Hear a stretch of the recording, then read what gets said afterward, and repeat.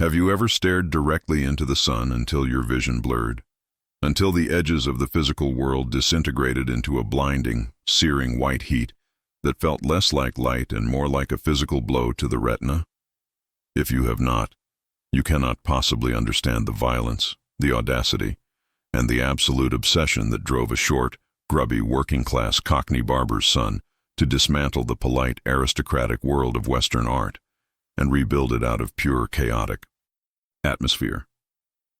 We are not here to talk about pretty pictures of sunsets or polite English countrysides where cows graze in harmonious silence and the trees frame the view like heavy velvet curtains. We are here to talk about the man who realized that the world is not made of lines and hard edges, but of swirling, indifferent elemental forces that will crush you just as soon as look at you. We are talking about Joseph MALLORD William Turner, and why, nearly 2 centuries later, standing in front of his canvases, still feels like staring into the open door of a furnace. To understand Turner, one must first dismantle the misconception that the history of art is a polite progression of styles. It is, in fact, a history of lies, and Turner was one of the few men brave enough, or perhaps arrogant enough, to tell the truth. For centuries before him, landscape painting in Britain and Europe was largely a backdrop, a stage set for human drama, or a carefully manicured possession of the landed gentry. It was the tyranny of the Claudian landscape, named after Claude Lorrain, a master whom Turner worshipped but also sought to destroy. This school of aesthetics dictated that nature should be tamed, framed, and varnished into a dark, safe enclosure. It was theater scenery. The old masters, for all their undeniable genius and compositional mastery, often treated the sky like a ceiling and the earth like a floor. Everything was distinct. A tree was a tree, a cloud was a cloud, a cow was a cow. But Turner looked at the damp, foggy, smog-choked reality of 19th century Britain and realized that this clarity was a fabrication. He saw that air has weight. He saw that light is not just a tool to reveal objects, but a physical substance that consumes them. He saw that when the elements collide, the very concept of form becomes irrelevant. Let us strip away the romance of the misunderstood genius immediately. It is a tired trope that does a disservice to the man's complexity and invites criticism from those who know the historical record. Turner was not a fragile bohemian waif dying of consumption in a freezing garret. He was a hard-nosed, eccentric, arguably misanthropic businessman who knew his worth and did not give a damn about social niceties. Born in Maiden Lane, Covent Garden in 1775, he was the son of a barber and wig-maker. He retained his Cockney accent and his rough working-class demeanor throughout his life, even as he dined with earls and amassed a fortune that would rival successful industrialists. He was a stocky, incomprehensible figure who often grunted more than he spoke, lived in squalor despite being fabulously wealthy, and treated the Royal Academy like his personal battlefield. He was a predator in the art market, often buying back his own paintings to ensure they stayed together for the nation, a move that speaks to an ego as vast as the landscapes he painted. This ruggedness, this lack of social polish, is crucial to understanding his art. You cannot paint the ferocity of a storm at sea if you are worried about dirtying your silk cuffs. Turner attacked the canvas. I use the word attack deliberately. In an era of smooth, licked surfaces where brushstrokes were hidden like shameful secrets, Turner treated paint like sludge, like mud, like elemental matter. He did not just apply color. He wrestled it into submission. He understood the materiality of his medium better than anyone before him, and perhaps anyone since. When you look closely at the surface of his mature works, you are not seeing a depiction of water. You are seeing the physical accumulation of pigment that mimics the churning chaos of the ocean. He used palette knives, rags, sponges, and, to the horror of his fastidious contemporaries, his own thumbnail to scratch and gouge the wet paint. This is what we call facture. It is the visible evidence of the artist's hand, the physical record of the struggle between the creator and the raw material. Turner stopped trying to trick the eye into thinking it was looking at a window and started forcing the eye to acknowledge the paint itself.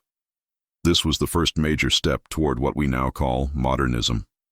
Without Turner's thumb gouging out a highlight in a thick glob of lead white, The path to the thick impasto of Vincent van Gogh or the action painting of the 20th century would have been much harder to find. He broke the smooth illusion of the Renaissance and replaced it with the tactile reality of paint. But let us go deeper into the philosophy of his vision, because technique without philosophy is just decoration. The central tension in Turner's work, the engine that powers his greatest achievements, is the concept of the sublime.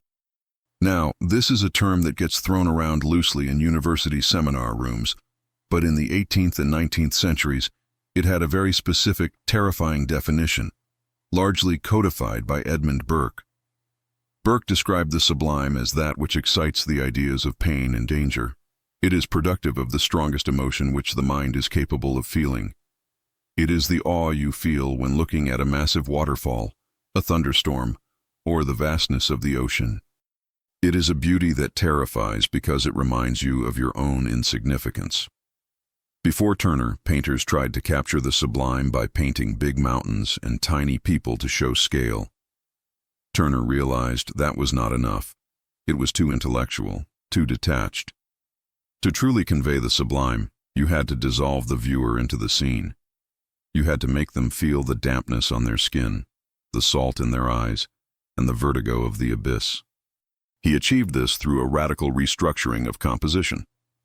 Academic tradition dictated that a painting should have a clear foreground, middle ground, and background, usually framing a central focal point. It was a stable triangle, a geometry of safety. Turner took that rulebook and threw it into the Thames. He began to compose in vortexes. If you look at the structure of his most dynamic works, the energy spins. It spirals. He pulls the viewer into a centrifugal force where the horizon line, that stabilizing anchor of human perception, is obliterated. Sky and sea merge. Earth and fire become indistinguishable. By removing the horizon, he removes your safety net. You are no longer standing on solid ground looking at a pretty view. You are floating in a chaotic void of light and color. This was not just an aesthetic choice. It was a psychological assault. He wanted to unbalance you. He wanted you to feel the loss of control that nature imposes on humanity. This brings us to the issue of indistinctness. This was the club critics used to beat him with for decades. They called his work soapsuds and whitewash. They claimed he was going blind or senile. They laughed at him. But Turner's indistinctness was his greatest intellectual weapon. He realized that the human eye, when confronted with intense light or violent motion, does not see hard edges. When a steam train rips past you in the rain, or when you look at a sunset reflecting off choppy water, you do not see the bolts on the wheels or the individual ripples. You see a blur of iron, steam, and speed. You see a blinding shimmer of gold and white. Turner painted the perception of the event, not the diagram of it. He prioritized the sensory experience over the encyclopedic inventory. This is a profound shift in the purpose of art. It moves the goalposts from copying nature to capturing the sensation of being alive in nature. He was painting the way the brain processes vision, not the way a camera records it, long before cameras even existed. And we must talk about the Industrial Revolution. Most romantic artists ran away from it. They went to the Lake District to write poems about daffodils or painted medieval fantasies to escape the soot of the cities. Turner, with his working-class grit and lack of pretension, ran toward it. He saw the steam engine not just as a machine, but as a new elemental force, a fire-breathing dragon that rivaled the power of storms. He integrated the smog, the soot, and the grime of modern industry into the classical landscape. He elevated the aesthetic of pollution long before anyone understood the environmental cost. The murky, brownish-yellow fogs of London were not ugly to him. They were atmospheric effects that diffused light in new and fascinating ways. He found the catastrophic beauty in the modern world. He did not moralize, at least not overtly, about the machinery. He mythologized it. He made a steam tugboat look like a ghost ship from the Iliad. He saw that the modern world was creating a new kind of atmosphere, one thick with carbon and steam, and he was the only one brave enough to paint it as it was. Let us get technical about color for a moment, because this is where Turner truly leaves the planet. He was obsessed with the color yellow. He was mocked for it. Critics diagnosed his paintings with jaundice or yellow fever. But his devotion to yellow and light was grounded in a deep study of chromatics and optics, particularly the theories of Goethe. Turner leaned into the high-key palette. He abandoned the dark underpainting, the bolus grounds of browns and reds that had been standard since the Renaissance. Instead, he started painting on white grounds, building up luminosity from the back of the canvas forward. He understood that to paint the sun, the source of all life and vision, you could not use shadow to define it. You had to push the pigment to its absolute limit of brightness. He was trying to paint pure energy. It is important to note, for the sake of accuracy, that Turner embraced the new synthetic pigments of his time, like chrome yellow and iodine scarlet. He did this fully aware of the chemical instability of some of these pigments. He knew they might fade or darken. When warned that his brilliant colors might not last, he reportedly quipped that he did not paint for posterity, but for the exhibition. He wanted the immediate, blinding impact. He sacrificed the longevity of the object for the intensity of the experience. Today, conservationists struggle with some of his works because of this, but it reveals a man who prioritized the now, the immediate flash of visual brilliance, over the conservative safety of archiving. His use of watercolor techniques in oil painting was another heresy that became a revolution. Turner was a master watercolorist first. He made his initial fortune and reputation with topographical watercolors, and he brought that fluidity, that risk-taking spontaneity, to his oil canvases. He would lay down thin washes of translucent color, glazes, and then scumble thick, opaque paint over the top. This layering created an optical vibration. The light hits the canvas, passes through the translucent layers, hits the white ground, and bounces back at the viewer's eye, refracting through the pigment. That is why his paintings seem to glow from within. It is not magic, it is high-level optical physics applied by a man with dirty fingernails. He understood that the eye mixes color better than the palette does. If you place a spot of blue next to a spot of yellow, from a distance, the eye sees a vibrating green that is far more alive than if you had mixed the paint yourself. Turner was doing this intuitively decades before the scientific theories of pointillism were written down by Seurat. There is also a ruthless lack of sentimentality in his worldview that makes him essential. Turner's nature is indifferent to human suffering. This is a hard pill to swallow for audiences who want art to be comforting. When he paints a shipwreck, he does not focus on the heroics of the survivors or the tragedy of the loss in a melodramatic way. He focuses on the crushing weight of the water. He paints the moment of dissolution. In his historical subjects, looking back at Carthage or Rome, he does not celebrate the height of empire. He paints the decay, the setting sun, the inevitability of collapse. He tells us that all empires fall, all structures crumble, and in the end, the sun and the fog reclaim everything. It is a nihilistic, yet strangely liberating perspective. It strips away human arrogance. We are small, and the storm is big. That is the truth. This fatalism is perhaps best illustrated by the subject matter he chose regarding the slave trade. While we must avoid analyzing specific paintings in detail, it is historically vital to acknowledge that Turner engaged with the Zong massacre, a horrific event where enslaved people were thrown overboard for insurance money. He did not paint this as a scene of noble suffering, but as a scene of apocalyptic horror where the sea itself seems to turn into blood and carnivory.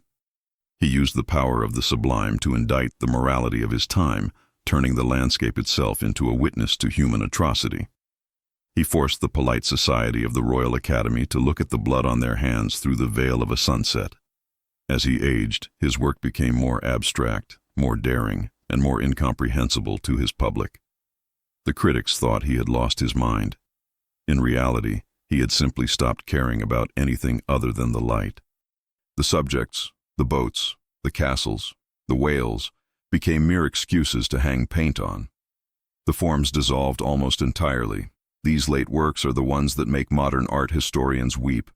They are pure abstractions 100 years before Kandinsky or Rothko. They are tone poems of pure color. He was painting the atmosphere itself. He was painting the air between his eye and the object. He dissolved the world into a soup of golden light and shadow, proving that the object matters less than the light that reveals it. Now, a careful historian will note that many of these abstract works were found in his studio after his death and may not have been considered finished by Turner himself. They might have been color beginnings or underpaintings.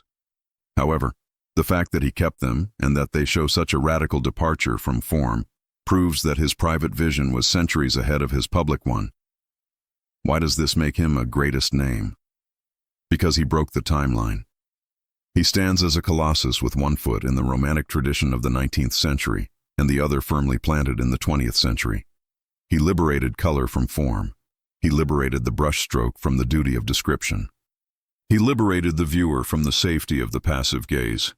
He demanded that you participate in the chaos. He made the act of looking at a painting an active, sometimes difficult, physical experience. Turner challenges us to look at the world not as a collection of things, but as a dynamic process of energy and light. He teaches us that clarity is an illusion and that the truth is often found in the blur, in the fog, in the blinding glare where definitions fail. He was a difficult man who made difficult art, and he refused to compromise his vision for the sake of palatability. In a world of safe, decorative art, Turner offers us the storm. He offers us the raw, unvarnished power of the cosmos, smeared onto canvas with a thumb and a rag. And that, unequivocally, is why he matters. He did not just paint what he saw, he painted how it felt to see. And once you have seen the world through Turner's eyes, you can never go back to the brown trees again. Consider the sheer audacity of his competition with the past. Turner did not just want to be the best painter of his day. He wanted to assassin the ghosts of the old masters. He would bequeath his paintings to the nation on the strict condition that they hang side by side with the works of Claude Lorrain, the 17th century French master of landscape. This was not homage. This was a challenge. It was a heavyweight title fight. Turner was saying, look at his perfection, his balance, his golden light. Now look at my turbulence, my fire, my reality. I have taken what he did, and I have exploded it. It was an act of supreme ego, but he had the talent to back it up. He took the classical composition and injected it with adrenaline and anxiety. He took the static past and dragged it kicking and screaming into the kinetic present. Moreover, we must appreciate his tireless work ethic. This man was a machine. He produced tens of thousands of sketches, drawings, and watercolors, over 19,000 items in the Turner bequest alone. He traveled incessantly, encompassing most of Europe. A famous, though debated legend, claims he had himself tied to the mast of a ship during a storm to experience the full fury of the elements. Whether this story is literally true or a bit of self-mythologizing by Turner, he loved to cultivate his own legend. It speaks to his philosophy. You cannot paint the storm from the safety of the shore. You must be in it. He rode in stagecoaches through the Alps, sketching while freezing, sketching while wet, always recording, always observing. His visual memory was prodigious.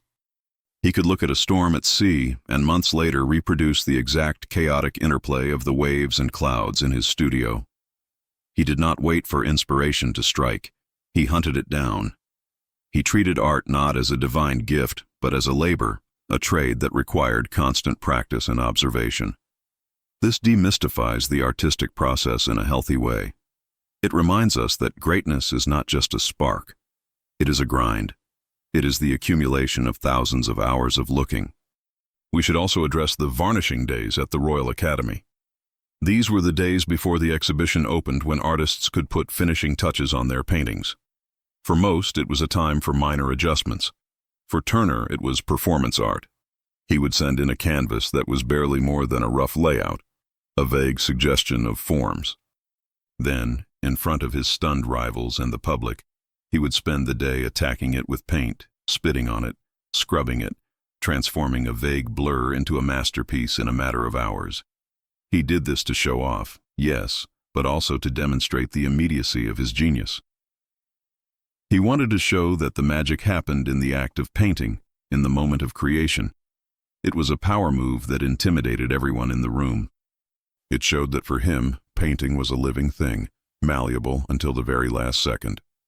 Turner's influence on the Impressionists is often cited, but it is frequently misunderstood by the layman. Monet and Pissarro saw his work in London during the Franco-Prussian War in 1870-71 and were indeed blown away. But where the Impressionists were interested in the science of light and the capture of a fleeting pleasant moment, a picnic, a lily pond, a boulevard, Turner was interested in the drama of light.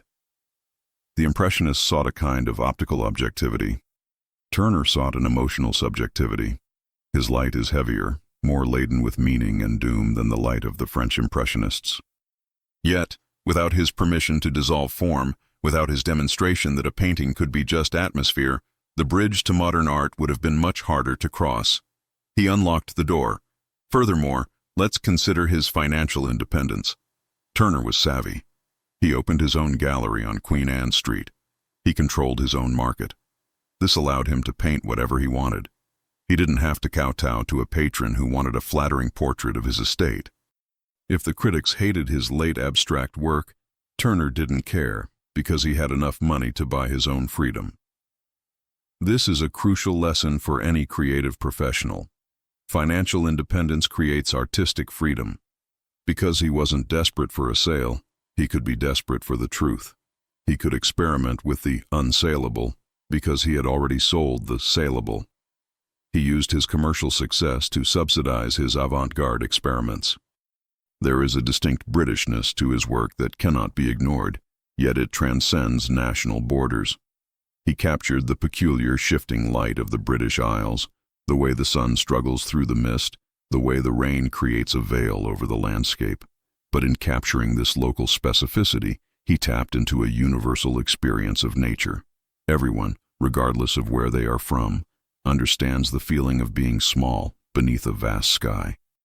Everyone understands the threat of the ocean. Turner took the local weather and turned it into a cosmic drama. He elevated the damp, gray reality of England into a mythological stage. We must also reckon with the darkness in his character. He was a man of secrets. He had a double life, living with a widow named Sophia Booth in Margate and later Chelsea, where the locals knew him only as Mr. Booth, or Admiral Booth, assuming he was a retired naval officer due to his obsession with the sea and the sky.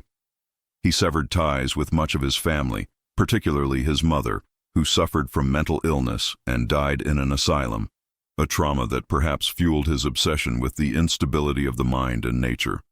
He was capable of great callousness, but this isolation was necessary for his work.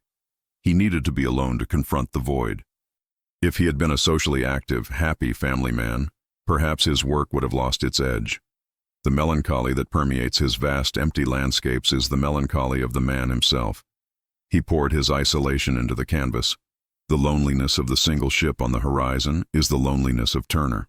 Ultimately, Turner's greatness lies in his refusal to tidy up the world.